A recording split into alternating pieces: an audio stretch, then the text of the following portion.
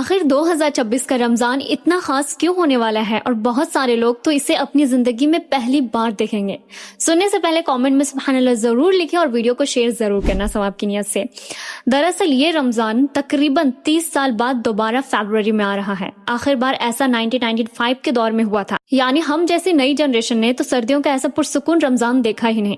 इस्लामी calendar के मुताबिक पहला रोजा इंशाल्लाह 17 या 18 फरवरी से शुरू होने की उम्मीद है। माहिरीन फल्कियात के मुताबिक इसे 30 सालों का सबसे आसान रमजान माना जा रहा है, क्योंकि हल्की हल्की ठंड होगी, दिन बहुत छोटे होंगे और भूख प्यास का तो एहसास ही नहीं होगा, यानी मुशक्कत बिल्कुल ना होने के बराबर है। तो इस खूबसूरत और आसान रमजान की खुशी में जल्दी से मेरे चैनल को सब्सक्राइब कर लेना इस टाइप की इन्फॉर्मेशन के लिए। जज़ाकल्लाह खैर।